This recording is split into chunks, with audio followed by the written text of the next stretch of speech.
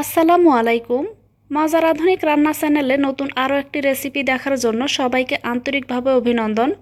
পটল দিয়েও যে এত মজার একটি নাস্তা তৈরি করা যায়, রেসিপিটি দেখলে আপনারা অবাক হয়ে যাবেন।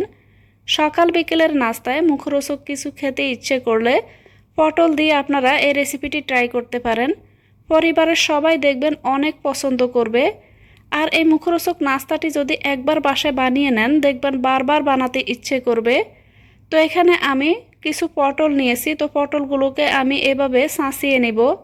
তো এখানে পটলের দুইটা সাইড কিন্তু আমি কেটে নিব না, তো না কেটে কিন্তু পটলগুলোকে এভাবে ছাঁচিয়ে আমি খুব ভালোভাবে ধুয়ে পরিষ্কার করে নিয়েছি। এবার পটলগুলোকে আমি কেটে নিব। তো পটলগুলোকে আমি কিভাবে কেটে নিচ্ছি সেটি আপনাদেরকে দেখিয়ে দিচ্ছি।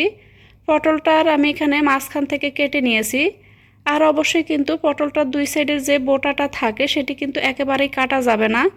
এবার এভাবে আমি পাতলা পাতলা স্লাইস করে আমি পটলগুলোকে কেটে নেব একটা সাইড থেকে। তো নিচ থেকে কিন্তু 1/2 ইঞ্চির মতো এখানে রেখে দিব।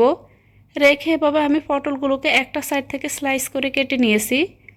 এবার এই পটলগুলোকে আমি অপর সাইড থেকে এবার আমি এভাবে চিকন করে কেটে নিব।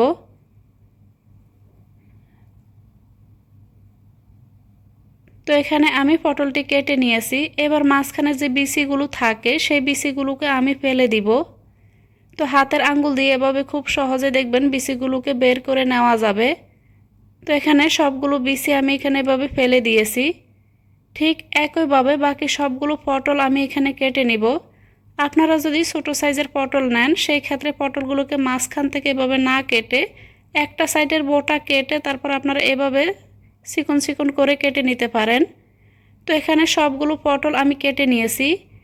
একটি পটলের পিস অ্যাক্সিডেন্টলি এভাবে আমার মাঝখান থেকে 2 পিস হয়ে গিয়েছে। তো এখানে পটলগুলোকে ফেলে না দিয়ে আমি এখানে নিয়ে নিলাম। সাথে দিয়ে দিলাম এবার এখানে কিছু হলুদ গুঁড়া এবং স্বাদ মতো লবণ দিয়ে এগুলোকে আমি হাত দিয়ে খুব ভালোভাবে মাখিয়ে নিব। রেসিপিটি ভালো লাগলে প্লিজ চ্যানেলটিকে সাবস্ক্রাইব করে রাখবেন, সেই সাথে ভিডিওতে একটি লাইক দিয়ে পুরো ভিডিওটি দেখে নেবেন। আর যারা অলরেডি চ্যানেলটি সাবস্ক্রাইব করেছেন তাদেরকে মন থেকে অসংখ্য অসংখ্য ধন্যবাদ। তো এখানে আমি পটলগুলোকে হলুদ আর লবণ মাখিয়ে একটা সাইডে রেখে দিচ্ছি। আলাদা একটা বাটিতে এখানে নিয়ে নিলাম একটি ডিম।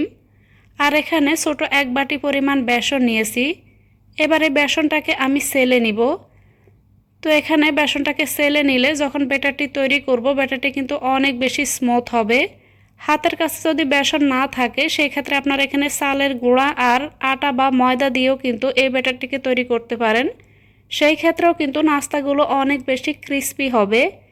তো এখানে আমি বেসনটাকে সেলে নেওয়ার পর দিয়ে দিলাম ধনিয়া পাতা কুচি, হলুদ গুঁড়া, চটপটি মশলা, ভাজা জিরার গুঁড়া, ধনিয়া গুঁড়া। এবার দিয়ে দিব স্বাদ মতো লবণ। যেহেতু আমি পটলগুলোকে মাখিয়ে নেওয়ার সময় লবণ দিয়েছি এবং এখানে চটপটি মশলাটা ব্যবহার করেছি, তাই লবণটা এখানে বুঝে দিয়ে দিব। এবার আমি অল্প অল্প করে পানি মিশিয়ে একটি ব্যাটার তৈরি করে নিব। তো পানিটাকে আমি একেবারে না দিয়ে ধাপে ধাপে দিয়ে মিশিয়ে নিব। তো এখানে আমি 2 বারে পানি দিয়ে এগুলোকে মিশিয়ে নিলাম। তো এখানে ব্যাটারটি আমার কিছুটা পাতলা হয়ে গিয়েছে, তাই এখানে আমি এবার আরও 1 টেবিল চামচ পরিমাণ বেসন দিয়ে দিলাম। দিয়ে আবারও এগুলোকে খুব ভালোভাবে মিশিয়ে নিব। ব্যাটারের ঘনত্বটা দেখে আপনাদেরকে বুঝে নিতে হবে এখানে ব্যাটারটা আমি কীরকম ঘন করে এখানে বা পাতলা করে বানিয়ে নিয়েছি। এবার এই ব্যাটারটিকে একটা সাইডে রেখে দিব। তো যেই পটলগুলোকে আমি লবণ আর হলুদ মাখিয়ে রেখেছিলাম, এগুলো কিন্তু আমি প্রায় 15 থেকে 20 মিনিটের মতো এভাবে রেখে দিয়েছিলাম। ততক্ষণে এখানে লবণটা গলে গিয়ে পটল থেকে কিন্তু বেশ কিছুটা পানি ছেড়েছে। এবার এই পটলগুলো থেকে আমি পানিটাকে এভাবে চিপে ফেলে দিব। তো হাত দিয়ে এভাবে পানিটাকে অবশ্যই চিপে ফেলে দিবেন। এতে করে নাস্তাগুলো কিন্তু যখন ভাজবেন তখন নাস্তাগুলো অনেক বেশি মুসমুসে হবে। সেই সাথে নাস্তাগুলো সহজে কিন্তু নরম হয়ে যাবে না, লম্বা সময় পর্যন্ত কিন্তু এগুলোকে মুসমুসে করে রাখতে পারবেন। তো এখানে সবগুলো পটল থেকে আমি পানিটাকে চিপে ফেলে দিয়েছি। এবার যে বেসনের গোলাটা আমি তৈরি করেছি সেখানে প্রতিটা পটলের পিস এভাবে চুবিয়ে আমি তেলের মধ্যে ভেজে নিব। তার আগে তেলটাকে কিন্তু খুব ভালোভাবে এখানে গরম করে নিয়ে আমি এখানে মিডিয়াম গরম করে নিয়েছি। এবার একটি একটি করে এখানে পটলের পিস বেসনের গোলার মধ্যে চুবিয়ে আমি এগুলোকে তেলের মধ্যে ছেড়ে দিব। তো তেলে ছাড়ার আগে কিন্তু এক্সট্রা যে ব্যাটারটি সেটি কিন্তু আমি সাইড থেকে এভাবে ঝরিয়ে নিব। তো এখানে একেবারে যে কয়টি নাস্তা দেওয়া যায় আমি এখানে তেলের মধ্যে দিয়ে দিয়েছি। চুলার আঁচটা মিডিয়াম টু লো হিটে রেখে কিছুক্ষণ পর উল্টে পাল্টে আমি নাস্তাগুলোকে ভেজে নিব। এভাবে যদি পটল দিয়ে আপনারা নাস্তাটি তৈরি করেন, কাউকে না বলে দিলে সে কিন্তু বুঝতেই পারবে না যে এই নাস্তাটি আপনারা পটল দিয়ে তৈরি করেছেন। খেতে যেমন সুস্বাদু, দেখতেও কিন্তু অনেক বেশি আকর্ষণীয় আর লোভনীয় হয়েছে। আমার চ্যানেলে পটল দিয়ে এরকমই আরও একটি নাস্তার রেসিপি আমি শেয়ার করেছি। তো সেই রেসিপিটি আমি অন্যভাবে তৈরি করেছি, চাইলে আপনারা রেসিপিটি দেখে নিতে পারেন। তো এখানে আমার নাস্তাগুলো ভাজা হয়ে গেছে, এবার তেলটা ঝরিয়ে আমি নাস্তাগুলোকে তুলে নিব। তো এখানে নাস্তাগুলোকে আমি ভেজে নিয়েছি।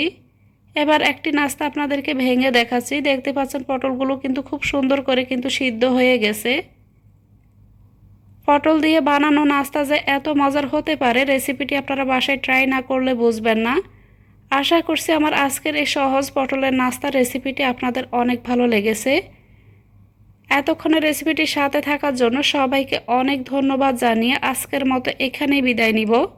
দেখা হবে ইনশাল্লাহ পরবর্তীতে এরকমই কোনো সহজ রেসিপির সাথে।